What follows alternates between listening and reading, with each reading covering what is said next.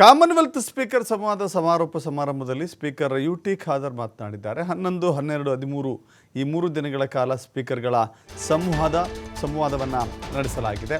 ಅಂತಿಮವಾಗಿ ಕಾರ್ಯಕ್ರಮ ಇವತ್ತು ಪೂರ್ಣಗೊಂಡಿದೆ ಅಂತ ಹೇಳಿದ್ದಾರೆ. ಲೋಕಸಭೆ ಸ್ಪೀಕರ್ ಓಂ ಬಿರ್ಲಾ ಅವರು ಇದರ ಕಾರ್ಯಕ್ರಮದ ಕೇಂದ್ರ ಬಿಂದು ಅಂತ ಹೇಳಿದ್ದಾರೆ. ಬೆಂಗಳೂರಿನ ತಾಜ್ ವೆಸ್ಟರ್ನ್ನಲ್ಲಿ ಯುಟಿ ಖಾದರ್ ಮಾತನಾಡಿದ್ದಾರೆ.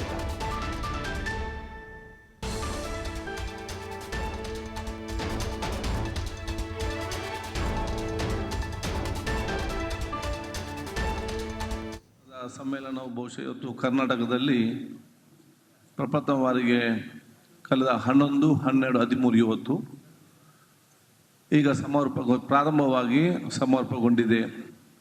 ಇದರಲ್ಲಿ ಬಹಳಷ್ಟು ಇವತ್ತು ವಿವಿಧ ರಾಜ್ಯಗಳ ಸ್ಪೀಕರ್ಗಳು ಮತ್ತು ಚೇರ್ಮನ್, ಡೆಪ್ಯೂಟಿ ಸ್ಪೀಕರ್, ಚೇರ್ಮನ್ಗಳು ಕೂಡ ಅವರು ಸಂದೇಶವನ್ನು ಕೊಟ್ಟಿದ್ದಾರೆ.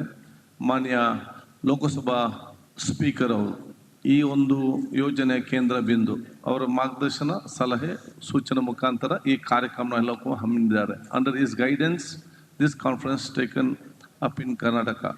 So all his guidance was followed. So ಇವತ್ತು ಸಂಪೂರ್ಣಗೊಂಡಿದೆ. ಈಗ ಪತ್ರಿಕಾ ತಮ್ಮ ಉದ್ದೇಶ ಮಾತಾಡಲಿಕ್ಕೆ ಇವತ್ತು ಇದ್ದಾರೆ ಅಂತ ಹೇಳಲಿಕ್ಕೆ ನಾನು ಬಯಸಿ, ಕನ್ನಡ ಇಂಟರ್ಪ್ರೆಟ್ ಬೇಕಾದರೆ ಜೊತೆಯಲ್ಲಿ ನಮ್ಮಲ್ಲಿ ಇದ್ದಾರೆ.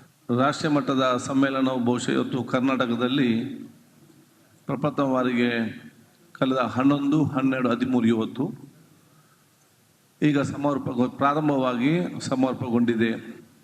ಇದರಲ್ಲಿ ಬಹಳಷ್ಟು ಇವತ್ತು ವಿವಿಧ ರಾಜ್ಯಗಳ ಸ್ಪೀಕರ್ಗಳು ಮತ್ತು ಚೇರ್ಮನ್, ಡೆಪ್ಯೂಟಿ ಸ್ಪೀಕರ್, ಚೇರ್ಮನ್ಗಳು ಕೂಡ ಅವರು ಸಂದೇಶವನ್ನು ಕೊಟ್ಟಿದ್ದಾರೆ.